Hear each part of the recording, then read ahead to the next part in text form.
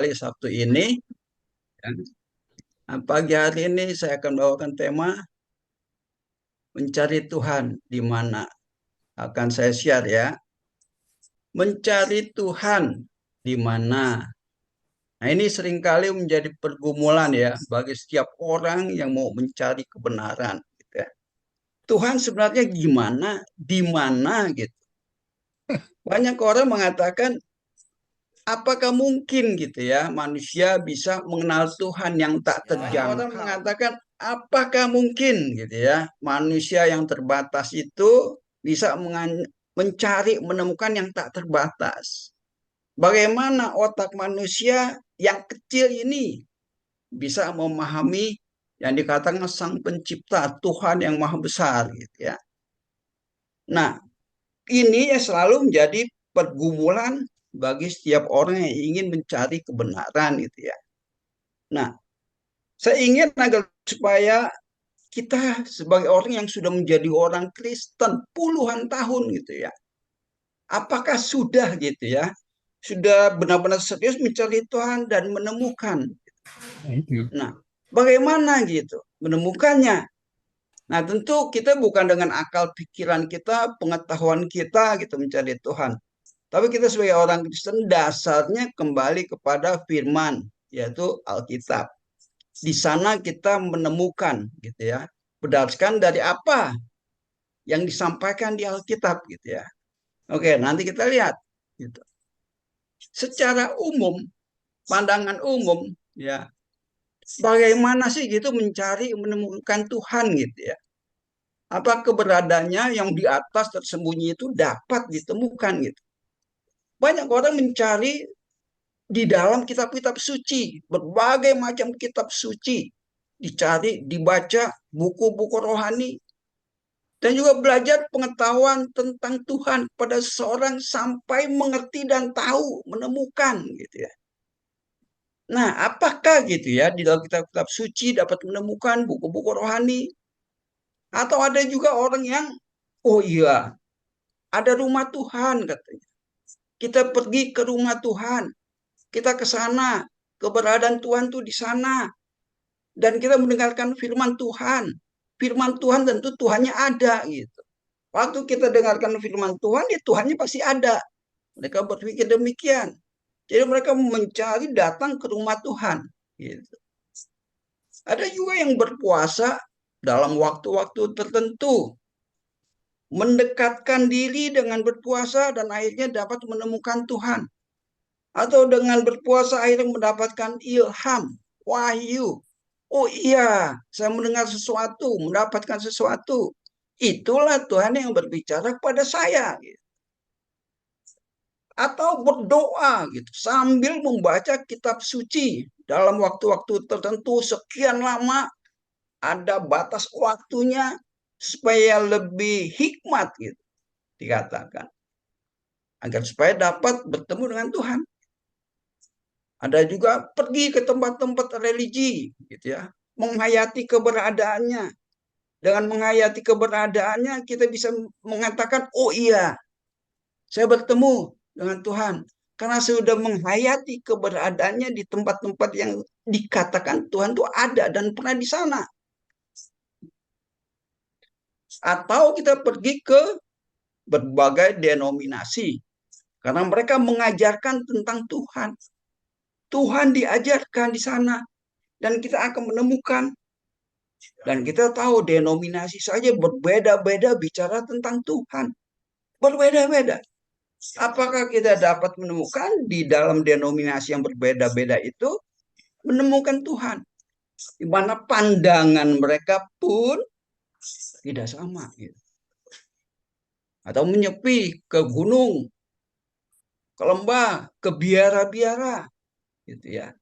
Menyucikan diri dari perbuatan dosa supaya benar-benar, oh iya, dengan penyucian diri menyepi ke tempat suci lewat daripada aktivitas, kita akan menemukan perbuatan baik dilakukan sebanyak mungkin, menjauhkan kejahatan, hidup dengan kesucian, agar supaya menemukan. Nah, apakah apakah semuanya itu ya dapat menemukan Tuhan? Dan juga apabila dikatakan Tuhan tuh di sorga tersembunyi, bagaimana mencarinya di tempat yang tersembunyi? Nah, berbagai macam cara manusia lakukan untuk mencari dan menemukan Tuhan. Tapi apa gitu? Alkitab menyatakannya. Kalau Tuhan sendiri tidak menyatakan, bagaimana manusia dapat menemukan? Tidak mungkin. Manusia otaknya terbatas, pengetahuannya terbatas.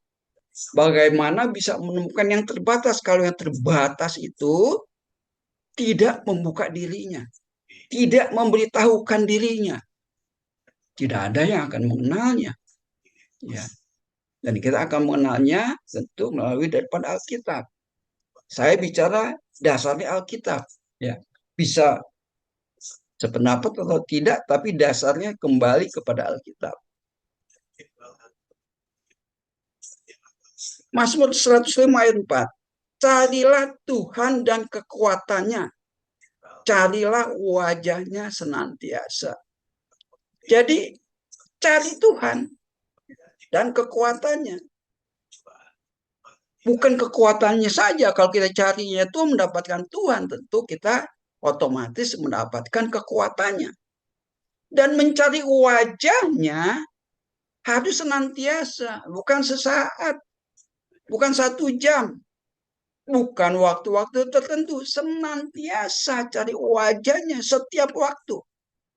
Nah, kalau senantiasa kan nggak mungkin lewat daripada waktu detik per detik. Harus detik per detik senantiasa. Ini sebenarnya yang Tuhan inginkan. Carilah Tuhan selagi ia berkenan untuk ditemui. Panggillah dia selagi ia dekat. Nah, kalau dia dekat, oke, kita bisa panggil, gitu kan, kalau dia dekat. Tapi kalau dia jauh, bagaimana kita memanggilnya? Kalau kita punya pikiran, Tuhan itu jauh di sana. Nah, bagaimana kita manggilnya kalau dikatakan selagi ia dekat? Kapan ia dekatnya? Ini selalu menjadi pergumulan. Kapan dia dekat? Saya melakukan ini dan lain sebagainya supaya dekat. Saya berpuasa menyajikan diri supaya saya dekat. Nah, dengan keadaan dekat itu saya panggil. Tapi apakah ia itu sudah dekat dan dapat memanggil dia? Carilah dia selagi ia berkenan ditemui. Ya. Carilah wajahnya. Bagaimana kita mencari wajahnya? Itu. Kita wajahnya saja kita tidak kenal, bagaimana kita mau menemukannya? Kita melihat seseorang dan kita kata, oh ini dia. Apakah yang kita temukan itu benar-benar Tuhan? Nah, bagaimana mencari wajah?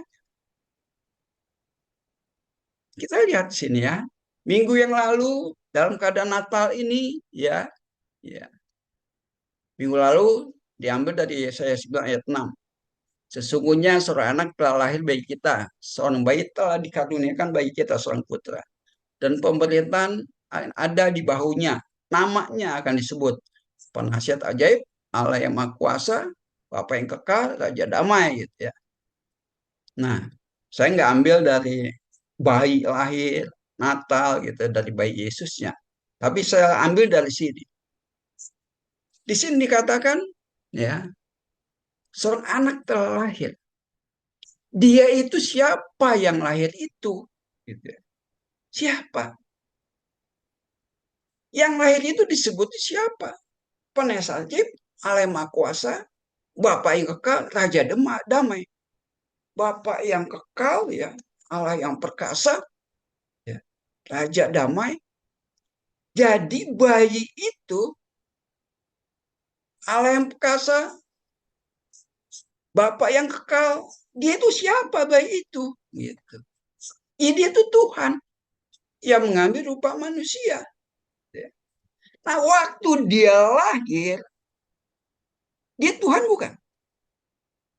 Banyak orang mengatakan manusia dijadikan Tuhan. Orang Kristen katanya. Manusia dijadikan Tuhan, manusia disebut Tuhan. Jadi manusia itu menjadikan dia sebagai Tuhan. Tetapi kalau kita lihat di sini, dia bukan manusia. Gitu kan. Apakah dia manusia? Tidak. Disebutnya ya Allah yang Maha Kuasa, Bapa yang kekal. Ya. Di sini saja sudah menunjukkan Allah yang Maha Kuasa itu siapa dia? Ya Allah. Bapa yang kekal siapa dia? Bapa yang kekal. Tapi mengapa orang nyebut dia itu manusia? Gitu ya. Seutuhnya dia itu adalah Allah. Apakah dia manusia? Bukan. Dia Allah yang lahir itu. Saat dia mengambil rupa manusia, dia pun Allah. Allah yang Maha Kuasa. Dia juga pun Bapa yang kekal saat dia jadi manusia. Dan kalau kita di Roma 8 ayat 3, Allah telah melakukannya. Gitu ya. Mengambil rupa seperti daging yang tidak dikuasai oleh Taurat. Dan sama seperti daging manusia yang dikuasai oleh Taurat. Dagingnya ini tidak dikuasai oleh Taurat, telah dibuat tidak sama dengan daging manusia. Tidak sama. Bukan manusia. Tidak sama. Sedikit pun tidak sama dengan daging manusia. Apakah sama? Tidak. Seutuhnya Allah yang Maha Kuasa, Bapa yang kekal, bukan manusia. Waktu Paulus sebelum dia bertemu Yesus, ya, waktu Stefanus dirajam, waktu dia menganiaya, dia di dalam pemikirannya orang ini aneh-aneh aja pengikut Yesus. Mereka menganggap Yesus itu Tuhan. Yesus itu Allah. Di mana Paulus mengatakan waktu itu Saulus tidak mungkin manusia disebut Allah. Dia menduakan gitu. Maka dia menganiaya. Waktu dia belum dicelikan, dia mengatakan dia itu manusia. Tapi setelah dia mengerti siapa dia, ya, di 2 Korintus 5 ayat 16, dulu aku menilai dia secara manusia. Gitu. Sekarang tidak lagi. Waktu dia sudah dicelikan, dia melihat Yesus yang dulu manusia itu sebenarnya bukan manusia sekarang di dalam penilaian dia. Dia itu tetap Allah yang Maha Kuasa. Dia itu tetap Bapa yang kekal. Dia itu adalah Allah. Setelah dia dibukakan, dia mengerti, dia bertemu, disingkapkan. Dia itu memang bukan manusia. Bukan. Seperti waktu Abraham, Allah datang kepada Abraham secara manusia. Itu apakah manusia? Bukan. Ada yang mengatakan 100% manusia. Saya katakan bukan 100% manusia. Bukan. Dagingnya bukan 100% daging manusia. Bukan. Dia mengambil rupa manusia. Jadi dia itu adalah Allah yang datang dalam rupa manusia. Dalam rupa manusia itu pun dia adalah Allah. Dia itu adalah Bapa yang kekal. Tapi banyak mengatakan dia itu manusia. Nanti setelah dia disalibkan baru disebut Tuhan. Diangkat jadi Tuhan. Gitu kan. Bukan. Sejak dia datang pun dia itu Allah. Dia itu Bapa yang kekal. Allah yang Maha Kuasa. Penasihat yang ajaib. Raja yang damai. Jadi pandangan Paulus dirubah total. Dulu dia menilai secara manusia. Waktu dia memberitakan Injil, dia sudah tidak menilai lagi sebagai manusia. Bukan lagi. Walaupun waktu itu dalam keadaan manusia, tapi tetap dikatakan dia itu bukan manusia. Gitu. Dia Allah. Gitu. Jadi dalam pandangan kita lihat ya sekarang, dia itu bukannya manusia 100%. Bukan.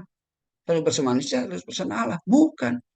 100% Allah. 100% Tuhan. Sama seperti waktu dia datang pada Abraham. 100% dia itu Allah. Allah yang kekal. Hanya sekarang dalam waktu menjadi seorang anak, menjadi seorang bayi, tetap keadaan seperti itu pun dia disebutnya Allah yang Maha Kuasa, Bapa yang kekal. Gitu. Nah sekarang ya apa sih yang dia katakan waktu dia datang itu dalam rupa manusia? Allah yang dalam rupa manusia itu mengatakan apa? kamu mempelajari kitab suci, ya, karena kamu menyangka bahwa di dalam kitab suci itu kamu akan mendapatkan hidup yang kekal. Dan kitab itu juga memberi kesaksian tentang aku.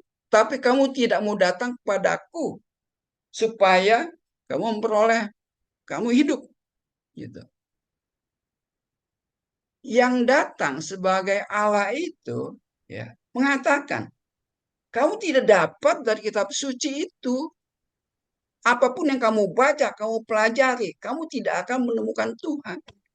Kamu tidak akan mendapatkan hidup, karena hidup itu ada dari Tuhan itu sendiri. Tapi datang kepadaku. Ya. Datang kepada dia berarti bertemu dengan dia. Karena datang kepada dia, bertemu dengan dia. Karena bertemu dengan dia itulah kamu akan menerima hidup. Kalau nggak datang pada dia, tidak mungkin menerima hidup. Jadi datang kepada dia terlebih dahulu. Jadi datang, bertemu dengan dia, baru memperoleh hidup. Tidak datang, tidak memperoleh hidup. Tidak dapat ditemukan di dalam kitab-kitab suci untuk memperoleh hidup. Tapi datang ke Allahnya, ke Tuhannya itu. Ke pribadi yang akhir itu. Yang saat itu ada di Yerusalem memberitakan kabar sukacita. Jadi dia yang datang itu, ya, bicara, datang kepadaku, bertemu denganku. Nah, itu dia katakan 2000 tahun yang lalu. Loh, itu kan dia katakan 2000 tahun yang lalu. Nah, untuk kita bagaimana nih? Kita nggak pernah bertemu dengan mukanya. Dekat juga tidak, gitu kan. Bahkan belum tentu kita bisa sekarang dekat seperti mereka waktu dulu yang bertemu langsung muka dengan muka saat itu. Nah, kan kita bagaimana? Nah, kita lihat apa yang dia katakan. Dia yang sudah datang, dia yang sudah berbicara, apa yang disampaikan. Kita mencari, mencari, mencari. Kalau kita mencari, kita mempercayai Allah yang datang itu yang berbicara. Untuk kita akhirnya bisa mengatakan, oh iya, menemukan dia itu seperti ini. Gitu. Kalau nggak seperti ini, kita nggak menemukan. Kita sudah sering dengar ayat-ayatnya semua rasanya kita sudah dengar. Tapi nggak pernah menjadi sesuatu yang membekas. Menjadi sesuatu yang kita benar-benar percaya. Sering kita dengar. Tapi kita abaikan. Kebanyakan kita abaikan. Seperti kita mendengar berita, lewat gitu kan. Bagaimana datang bertemu dengan dia, ya, bagi kita sekarang. Ini sudah kita sering dengar. Siapa yang makan dagingku dan minum darahku, tinggal di dalam aku dan aku di dalam dia. Ini kita sudah dengar. Sering kali kita dengar. Gitu ya. Tapi masalahnya kita mempercayai tidak. Ya. Tinggal di dalam aku dan aku di dalam kamu. Kalau kamu makan dagingku dan minum darahku, ini adalah makan daging, minum darah, gambaran apa yang dia sudah lakukan, kerjakan di Kalvari agar supaya kita menerima anugerah ini. Agar kita mendapatkan apa yang dia ingin agar supaya ada di dalam kita, kita ada di dalam dia. Dia beritahukan, gitu kan. Nah, masalahnya kita mempercayai atau tidak, atau ini lewat, atau kita kembali lagi. Kalau saya ikut perjamuan kudus, baru saya merasakan. Kalau saya tidak ikut perjamuan kudus, dia nggak tinggal di dalam saya nggak tinggal di dalam dia. Jadi harus melalui perjamuan kudus. Kalau tidak ikut, ya enggak dong kalau seperti itu. Gitu kan? Apakah ada waktu-waktu tertentu untuk kita bersekutu menyatu dengan dia? Tidak, dikatakan tadi kan senantiasa. Bukan dalam waktu-waktu tertentu. Bukan waktu dalam 1 bulan. Bukan 3 bulan sekali perjamuan kudus sehingga dia ada dalam kita, kita ada di dalam dia. Bukan itu. Itu tata cara di dalam organisasi, nggak apa-apa, silakan kalau mau ikut nggak apa-apa. Tapi bukan ini yang diinginkan oleh yang telah datang itu. Gitu. Bukan ritual atau sakramen yang dilakukan oleh manusia sehingga dengan sakramen yang dilakukan manusia, Tuhan ada dalam kita, kita ada dalam dia. Bukan karena melakukan tata cara itu dia dalam kita, kita dalam dia. Tapi benar-benar menghayati apa yang dia kerjakan, lakukan, kita bisa lihat dan mengatakan, iya, dia di dalamku, aku di dalam dia. Tapi bagaimana nih, gitu kan? Melihatnya, mengertinya, dia sudah dalam saya sudah di dalam dia. Bagaimana gitu kan? Menurut supaya lebih gamblangnya lagi bagaimana gitu. Ini kan baru seperti satu kalimat saja gitu. Apakah otomatis gitu? Nah, maka itu bedah, bedah, bedah, bedah. Kita baca firman, terbuka, terbuka, terbuka, tersingkap. Gitu ya.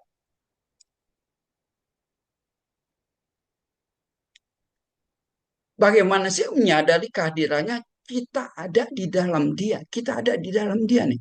Gitu ya. Kita sudah sering kali dengar, akulah terang dunia. Mengikut aku tidak akan di dalam kegelapan, tapi akan mempunyai terang hidup.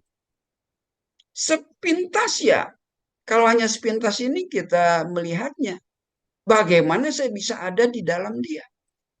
Gitu. Bagaimana kita ada di dalam dia? Nah, kalau dikatakan aku terang dunia, jadi dia menerangi seluruh dunia. Apakah ada yang terhalang oleh terangnya? Tidak. Terang dunia, seluruh dunia. Baik di dalam gua, di gunung, di lembah, tempat yang terdalam sekalipun, terangnya tetap ada. Dia menerangi segala sesuatu. Dan kalau menerangi segala sesuatu, kita ada di dalam terang, berarti kita ada di dalam dia. Seperti udara memenuhi segala sesuatu. Kita ada di dalam udara itu, sekitar kita ini udara. Gitu. Kalau kita ada di dalam terang, terang itu Kristus. Kita ada di dalam dia, dalam terang itu. Jadi bisa nggak kita mengatakan, saya ada di dalam dia. Terang itu melingkupi saya. Saya ada di dalam terang itu. Gitu. Jadi saya ada di dalam dia. Sama saya berada di dalam udara ini. Gitu. Kalau dia diibaratkan udara, kita ada di dalam udara ini. Cuman kita tidak lihat udaranya. Tapi kita percaya. Kita ada dalam udara sekitar kita ada udara. Oksigen gitu ya. Ada. Gitu. Terang ada. Seluruh dunia dia terang. Ya kita ada di dalam dia. Saya ada di dalam dia. Juga dia katakan rombak bait Allah itu dalam 3 hari aku akan mendirikan kembali. Yang dimaksud bait Allah adalah tubuhnya. Jadi kalau bait Allah itu tubuhnya, kita ada di dalam tubuh Kristus. Ya. Kita orang Kristen mengatakan jemaat, jemaat adalah di dalam Kristus, dia kepalanya, kita tubuhnya, kita ada di dalam dia. Banyak ayat-ayat yang lain mengatakan kita di dalam dia. Kita di dalam dia. Kita di dalam Kristus. Banyak. Tapi menyadari gitu ya, bisa melihat tidak kita di dalam dia. Kesadaran kita. Jadi kesadaran kita, pikiran kita terbuka nggak melihat ini? Iya, mengatakannya atau tidak? Atau ya lewat begitu saja. Nggak menjadi sesuatu yang membekas di hati kita. Ya saya ada di dalam dia nih. Nah kita ada di dalam dia. Nah sekarang dia juga mengatakan aku di dalam engkau. Jangan satu saja, dua-duanya harus terwujud. Siapa makan dan minum darahku, Dia di dalam aku juga di dalam dia. Nah, sekarang aku di dalam dia, kita di dalam dianya itu bagaimana kita di dalam dia? Ya kan? Ini sudah, kita ada di dalam dia. Sekarang dia di dalam kita. Ya. Efesius 3 ayat 16. Aku berdoa supaya dan kekayaan kemuliaan. Mulainya supaya mengarunikan padamu kekuatan di dalam batinmu dengan kuasa. Saya nggak kelihatan nih kita hal itu. Sehingga Kristus berkenan tinggal di dalam hatimu melalui iman. Sehingga kamu berakar dan berdasar dalam kasih. Kristus berkenan tinggal di dalam hatimu melalui iman. Jadi Kristus berkenan tinggal di dalam hatimu. Kamu nerima tidak? Gitu kan? Kalau dia berkenan, kamu terima tidak? Hatimu terima atau menolak gitu. Kalau hatimu, iya saya terima. Saya bisa melalui iman, melalui apa yang kita lihat gitu ya. Kita percaya. Di Wahyu 3 ayat 20, dia mengetuk pintu gitu kan. Buka hatimu gitu ya. Dia, kalau kita buka, dia berkenan tinggal di hati kita. Banyak orang mengatakan, wah dia belum di dalam saya. Dia masih di jauh di sana. Berarti dia tidak membuka hatinya sehingga Kristus berkenan tinggal di dalam hatimu. Dia menolak. Perkataannya menolak. Kalau dia bukan, ya Yesus masih di surga. Belum datang. Belum masuk ke hatiku. Ya, dia sudah ada di hati kita. Dia ada di mana? Di surga. Dan di hati kita. Ya, dia ada di mana-mana. Dia di surga ada, di hati kita juga ada. Kalau kita mengatakan surga, ya dia ada di sana gitu kan. Tapi juga ada di sana, di hati kita. Dia maha ada, maha hadir. Gitu. Atau tidak tahukah kamu bahwa tubuhmu adalah bait Allah di mana? Roh, Roh Kudus yang kamu peroleh dari Allah dan kamu bukan milik kamu sendiri. Tubuhmu adalah bait Allah dan Roh Allah diam di dalam kamu. Roh Kudus, Roh Allah diam di dalam kamu. Roh Kudus. Roh Kudus siapa sih? Roh Kudus siapa? Dikandung dari Roh Kudus. Roh Kudus siapa? Roh siapa? Ya Roh Kristus yang jadi bayi. Roh Kristus yaitu Roh Kudus. Gitu. Maka jangan dibingungkan ada tiga, ada dua, atau ada satu. Gitu ya. Ya Roh Kudus itu yang jadi bayi Yesus. Namanya tadi kita tahu disebutnya siapa. Roh Kudus yang jadi bayi. Ya Roh Kudus ya Roh Kristus. Jadi tubuhmu baik daripada Roh Kudus. Roh Kudus ada dalam kamu. Ya Yesus ada dalam kamu. Jadi percaya tidak? Kristus ada di dalam kita. Di dalam tubuh kita. Di dalam hati kita. Jadi kita ada di dalam dia. Seperti dikatakan tadi terang. Ya, dia adalah bait. Dia tubuhnya adalah bait roh. Bait Allah. Kita ada di dalam dia. Dan dia pun ada di dalam hati kita. Dan kita pun terus dikatakan bait daripada roh itu. Jadi kita ada di dalam dia, dia ada di dalam kita.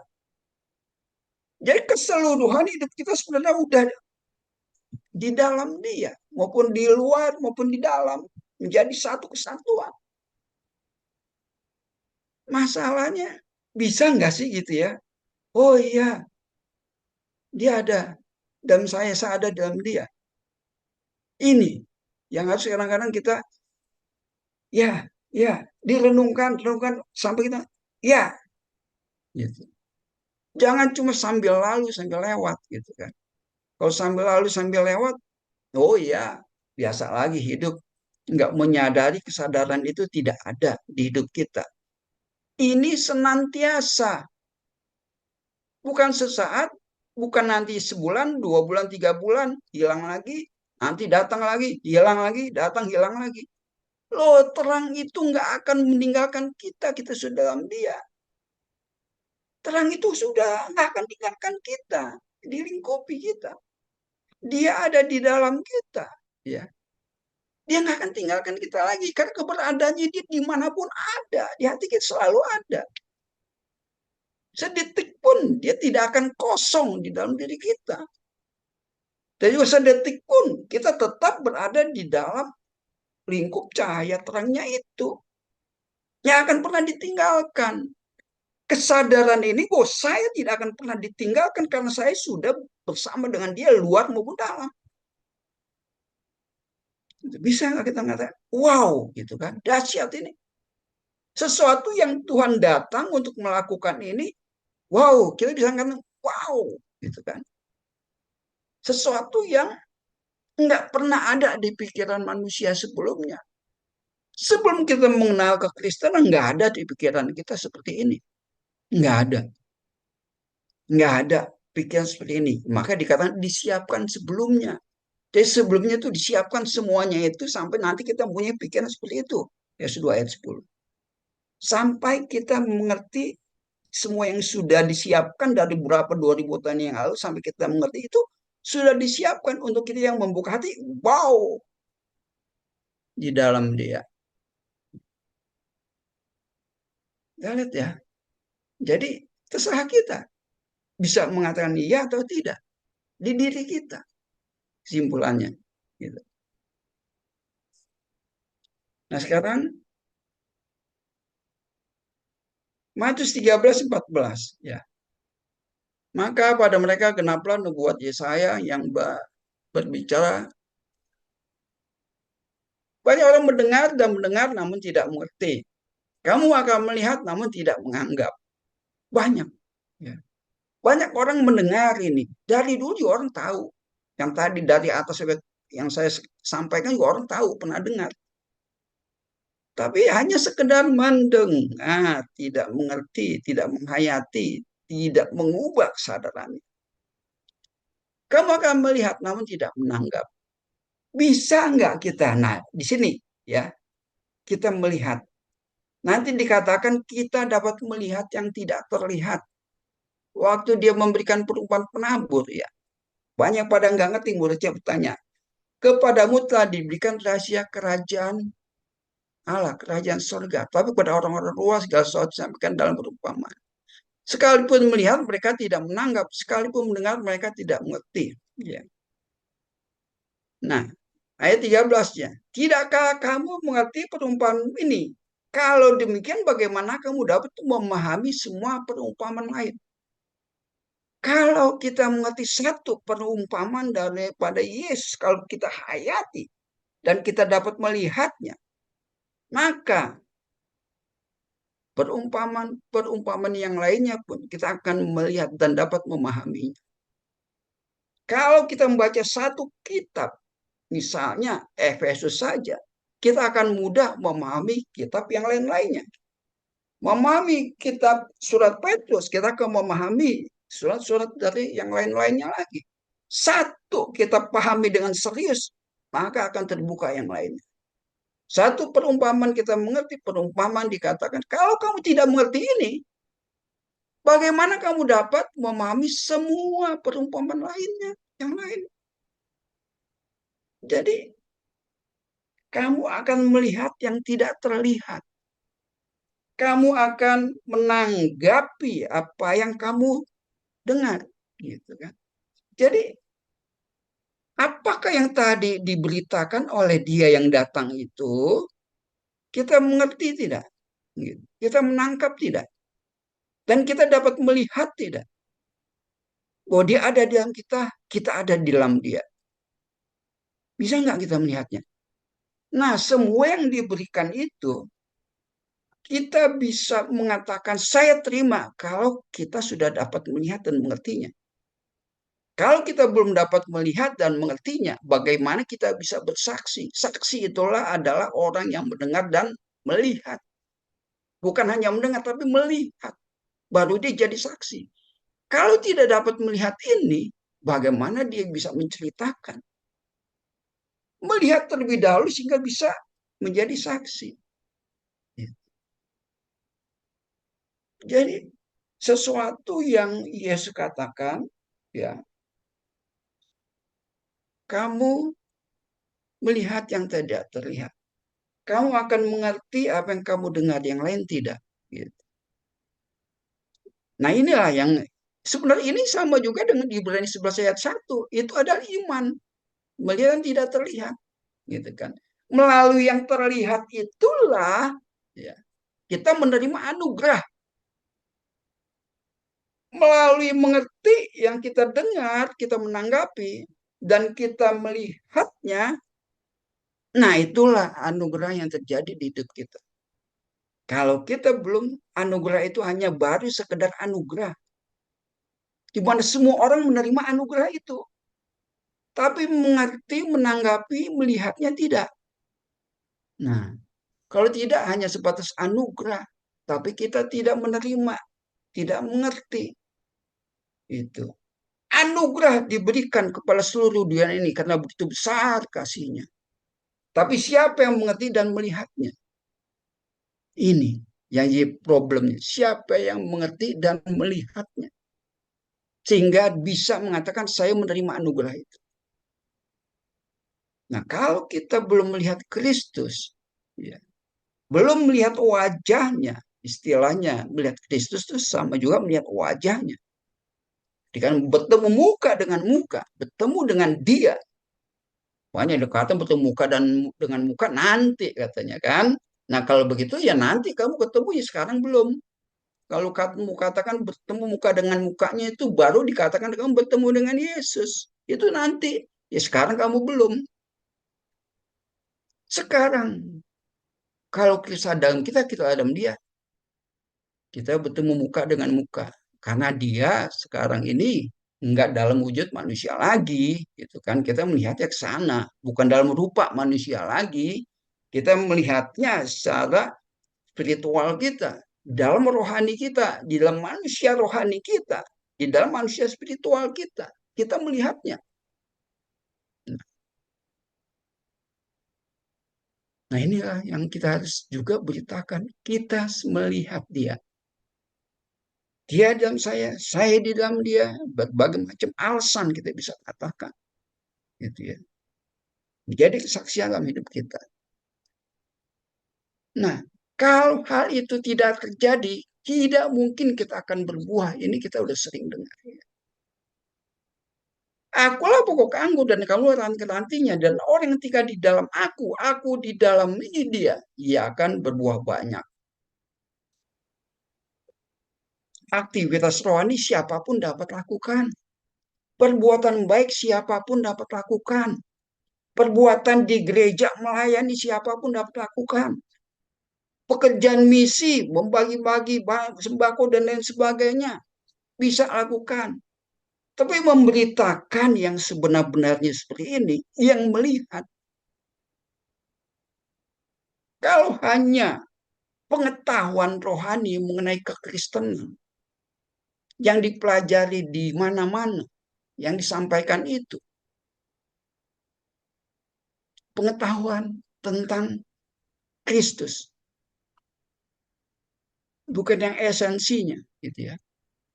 Mereka nggak, mereka berbuah, nggak salah juga mereka berbuah di dalam aktivitas menjadi berkat bagi orang-orang lain juga. Itu pun menjadi berkat bagi orang-orang lain apa yang mereka lakukan. Tetapi yang di dalam pokok anggur itu membagikan berkatnya, berkat yang tak berkesudahan yang sampai pada kekekalan. Kita berbuahnya berbuah kekekalan dan kita bagikan buah itu adalah buah kekekalan. Bukan buah aktivitas yang untuk hal kesenangan-kesenangan berkat duniawi dan lain sebagainya. Jika roti pertama adalah kudus dan seluruh adonannya akan kudus. Jika akar adalah kudus, maka cabang-cabangnya juga kudus.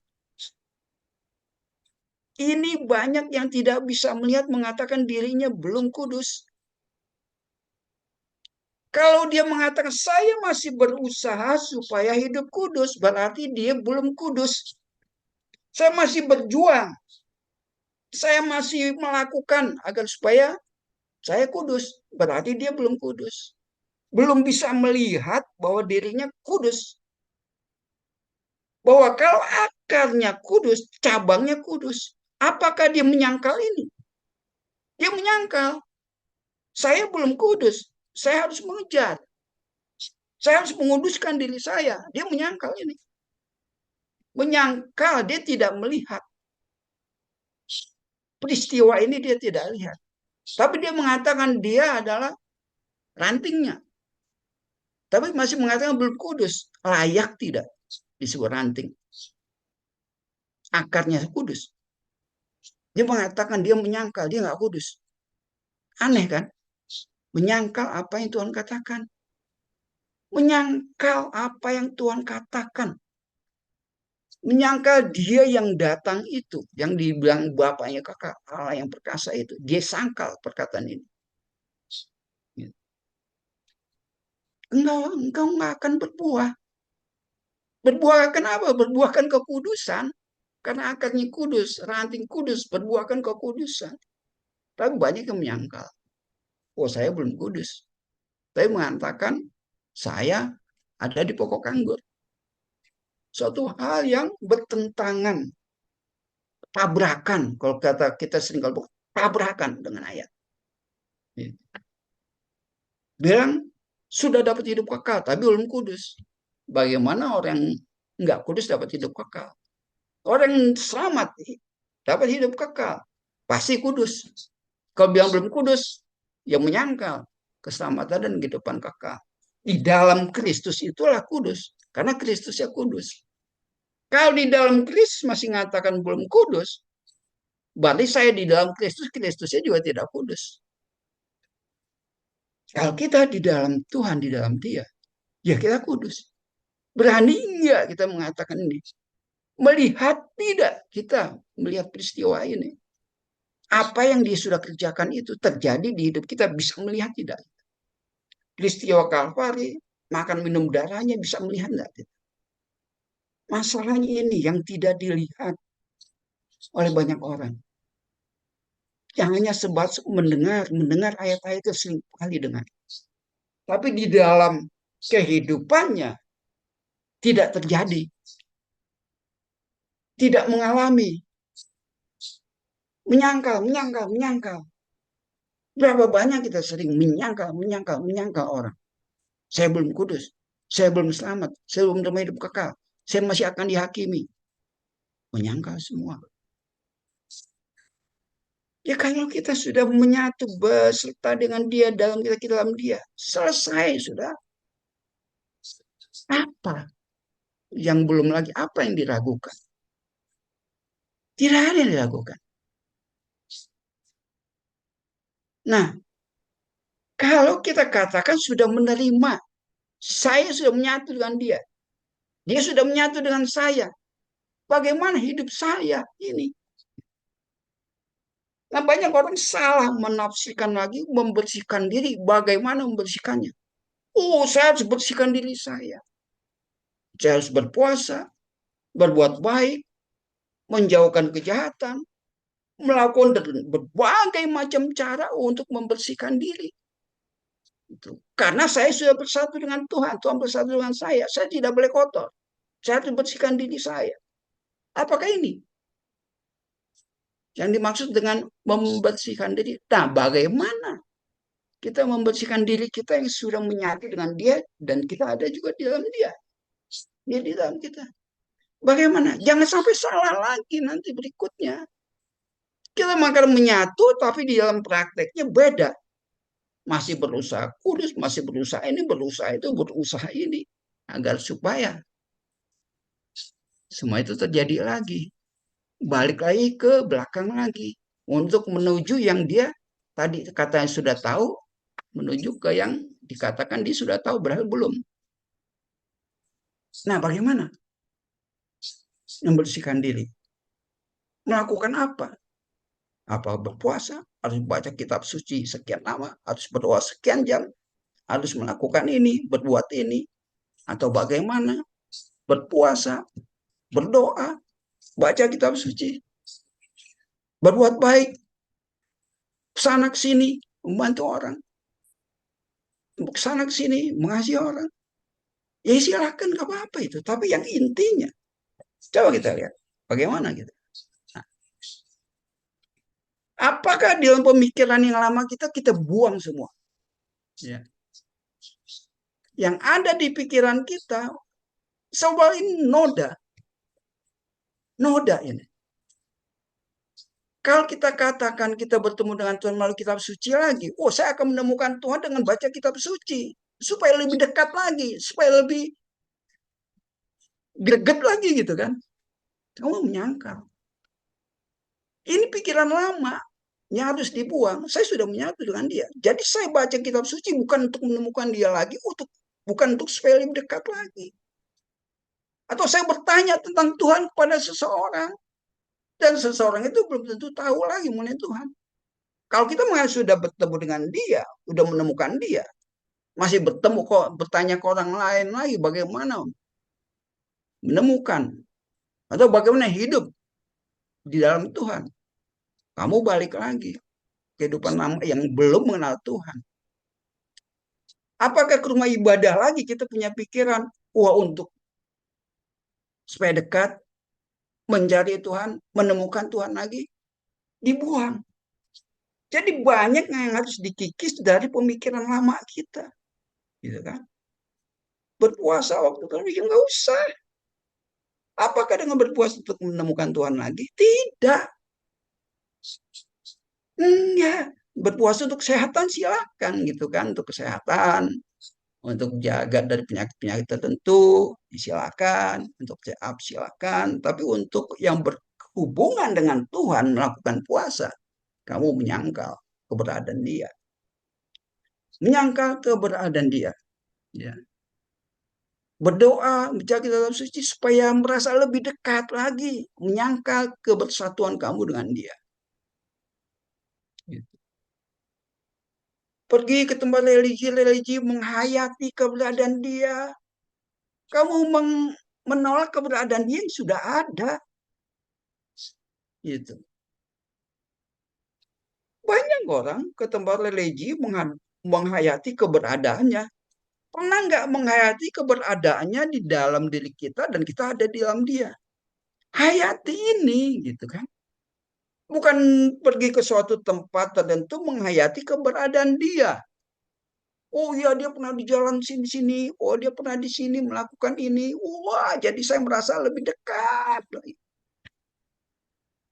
Nah kalau itu menolak kamu, gitu kan? Secara nggak langsung pikiran kamu menolak keberadaan yang sudah ada di hidupmu. Oh ya, denominasi ini mengajarkan demikian. Untuk supaya mengenal Tuhan, bertemu dengan dia, atau bagaimana ini. Lakukan ini dan lain sebagainya kepada suatu denominasi untuk mengenal, untuk dekat, bertemu dengan Tuhan. Menyangka keberadaannya. Nah, perbuatan-perbuatan agar supaya disebut kudus, melakukan aturan-aturan agama, supaya dikatakan berkenan pada Tuhan. Loh, yang penting kan sudah menemukan belum? Kalau sudah menemukan kamu, bukan melakukan perbuatan baik menurut aturan agama, ya. Tapi kamu melakukan sesuatu karena ada dia, bukan karena agama. Karena dia dalam kita, karena kasihnya sudah memberikan segala sesuatu, ya kita lakukan segala sesuatu. Gitu. Jadi jangan istilahnya kembali kepada kehidupan lama, ya. Oh saya belum selamat, jadi lakukan ini. Banyak orang Kristen sendiri mengatakan dia itu belum selamat. Oh saya belum mendapatkan hidup kekal, saya masih akan binasa, lakukan inilah. Oh saya belum kudus, jadi saya harus lakukan ini dan lain sebagainya. Jadi kalau sudah benar-benar menemukan dia, hidup dengan dia, bersama dengan dia, ini dibuang semua. Kalau ini masih kita lakukan, kita menyangkal keberadaannya. Gitu. Jadi banyak hal di dalam diri kita yang harus kita bereskan sebenarnya. Banyak hal. dalam diri kita mengenai bagaimana menemukan Tuhan, dekat dengan Dia. Banyak hal yang kita gini. Buang. Sudah. Ya sudah ada di dalam Dia. Dia ada dalam kita. Itu adalah saya sudah menemukan Dia. Di mana Dia? Di mana Dia sekarang? Di mana Dia?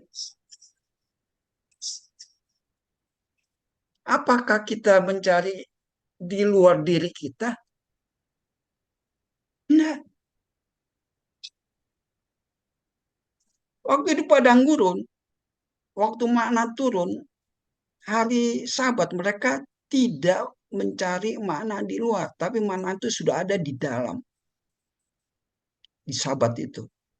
Kalau engkau mencari keluar, engkau tidak akan mendapatkan makna roti. Yang sekarang kita katakan roti hidup Kristus itu. Kalau dia sudah di dalam Sabat itu, dia ada di Sabat itu, makna itu, kamu cari di luar nggak akan dapat. Nggak akan dapat. Mana itu sekarang sudah ada. Roti hidup itu sudah ada di dalam diri kita. Kita cari keluar, kita nggak akan dapat. Nggak akan dapat.